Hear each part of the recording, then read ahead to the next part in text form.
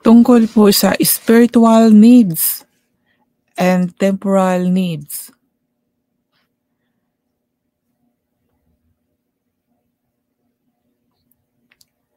Ang ating spiritual needs, kailangan natin eternal security, health of soul, strength, progress, love, faith, joy. Temporal needs or wants, financial security, health of body, relationships, career, and happiness. Yan po ano. So, atin pong talakayin po. May mga verses din po akong ibinahagi, no? Ito pong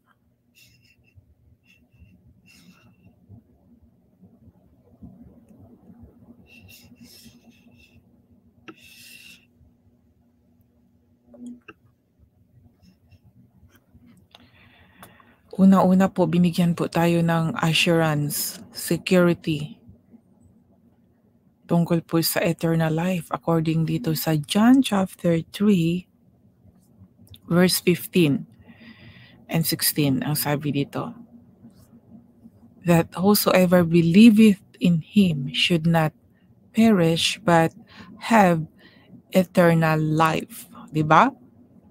Upang ang sinumang sumampalataya sa akin ay magkaroon ng buhay na walang hanggan. Yan po. In English is, in Tagalog, sumampalataya sa akin. Jesus po, no? Kung sumampalataya po tayo kay Jesus ay may security, eternal life po tayo.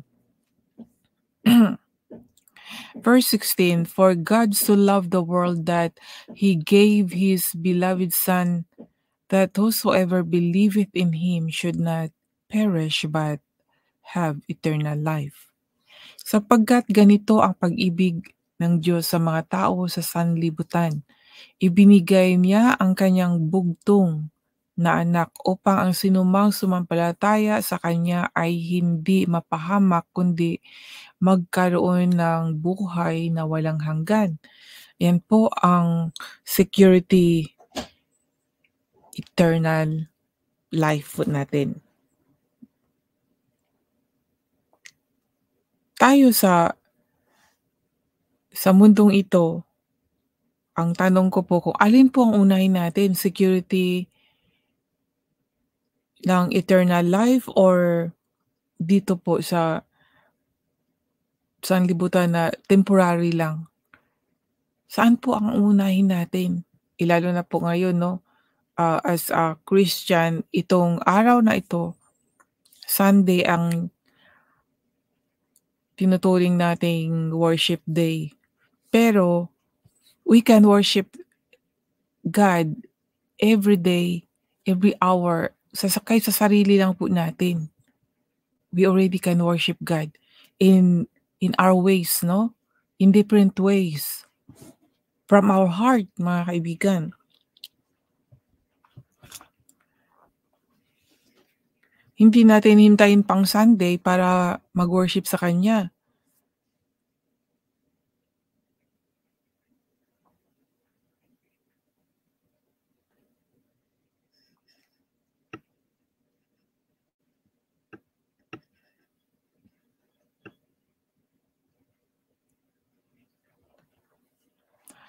John 3 chapter 1 verse 2.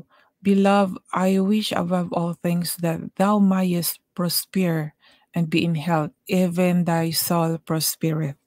So, hindi lang yung ating katawan, no, na ating dapat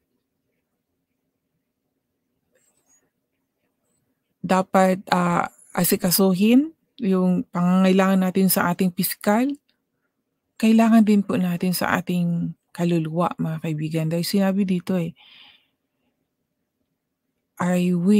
beloved, I wish above all things that thou mayest prosper, be in health, even as thy soul prospereth.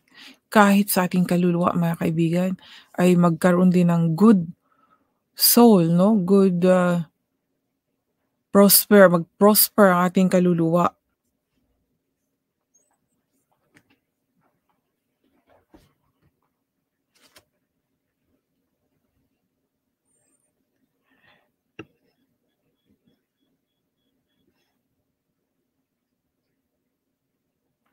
Kaya nga mga kaibigan, yan chapter 6 ng Matthew, verse 33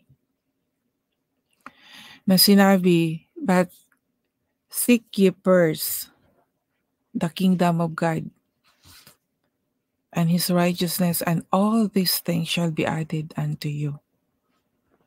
Imagine mga kaibigan kung totoo lang po talaga yung faith natin kay Lord. Minsan kasi 'pag magkaroon tayo ng mga problema na parang nawawala yung faith na napo-focus ang mind sa problema imbis na trust in God kung ano man yung mga problema natin. Dahil sinabi sa Philippians chapter 4 verse 19, "But my God shall supply your need according to His riches in glory by Christ Jesus." God will supply mga kaibigan, alam niya yung gusto lang talaga ng Diyos sa atin ay unahin natin siya, seek the kingdom first 'no, unahin natin siya. And then ibibigay niya mga kaibigan ang pangangailangan natin. Kung meron man tayong mga problema o bumabagabag sa ating sarili, huwag po tayong mag-focus doon na anong dapat gawin. Instead, atin pong i-lift up sa Panginoon, atin pong isangguni sa Kanya. Hingi pa po tayo ng tulong dahil siya po ang magso-solve.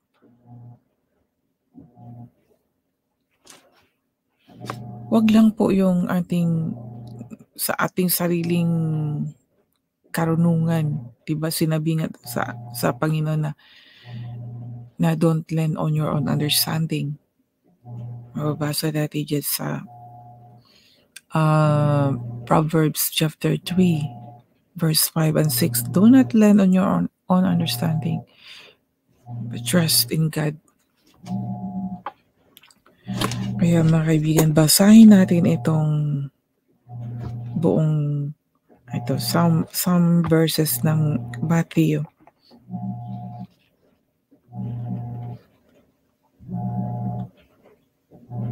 Matthew chapter 6 verse 19 to 21.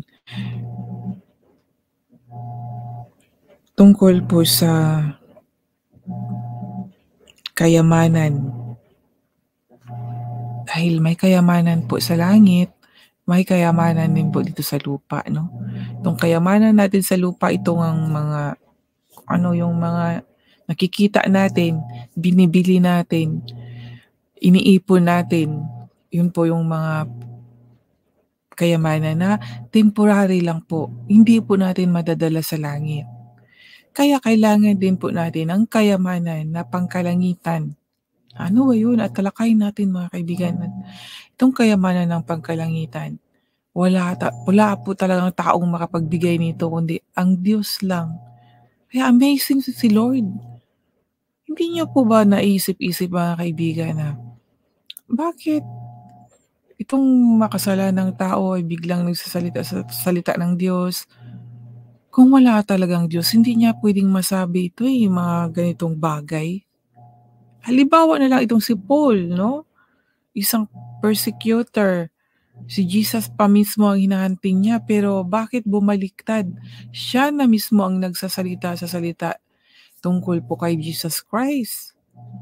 'Di ba napakapangyarihan ng ating Diyos? Kung hindi po kayo naniniwala na may Diyos o naniniwala po kayo, ngunit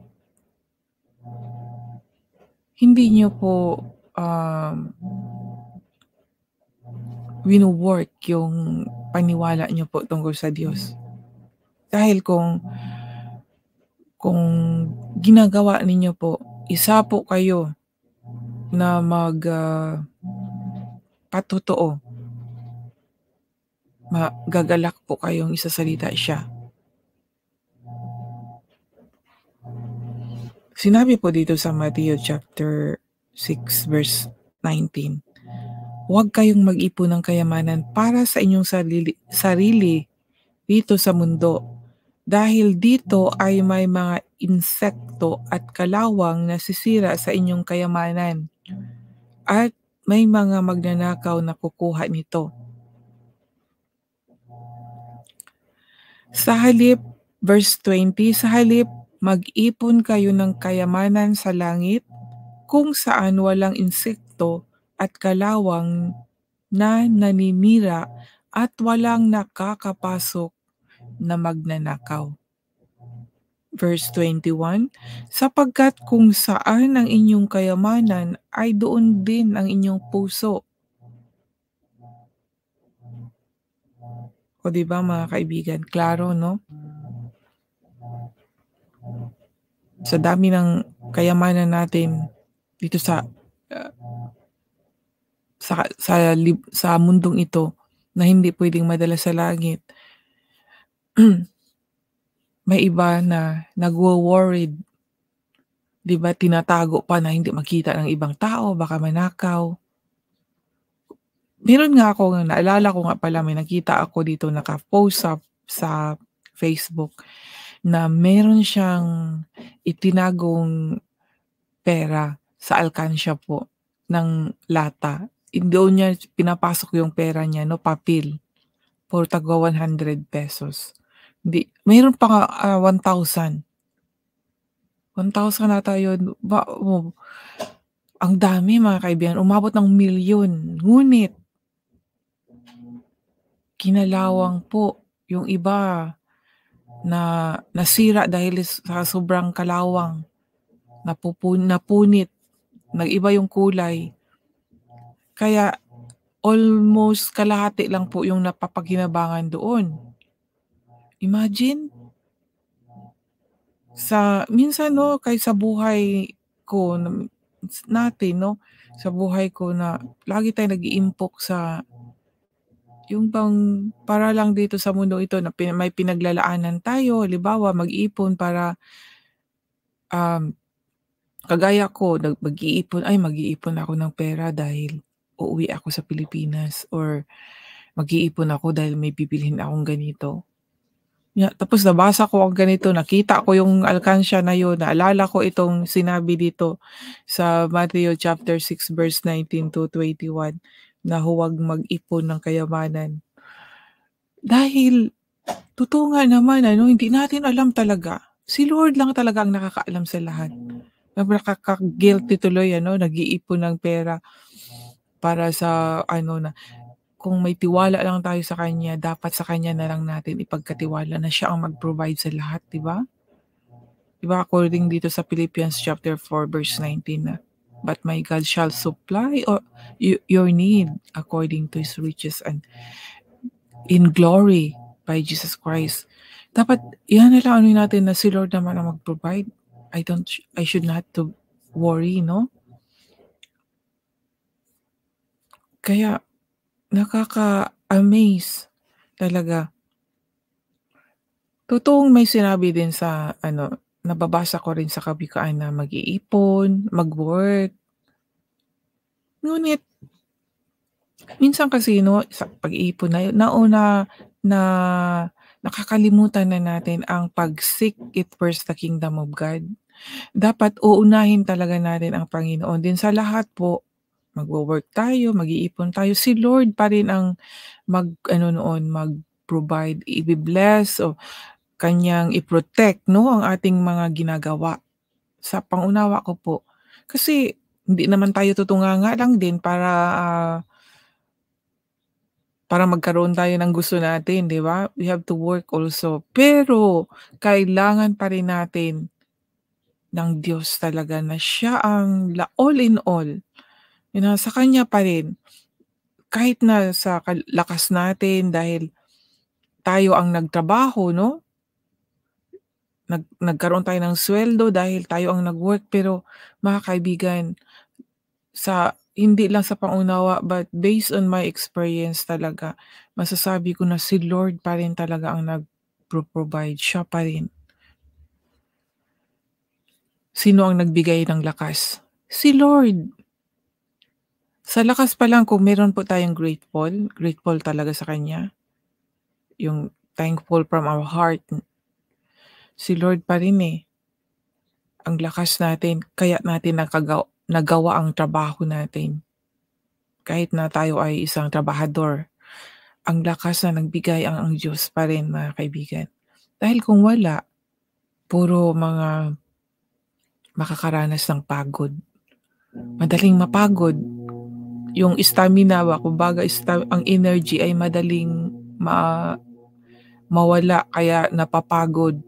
Pero kung may Diyos po tayo sa buhay natin, kahit gaano pa kahaba ng ating pinagtrabahuan, may overtime pa diyan, parang wala lang. Kaya nakaka-amaze talaga ang Panginoong Diyos.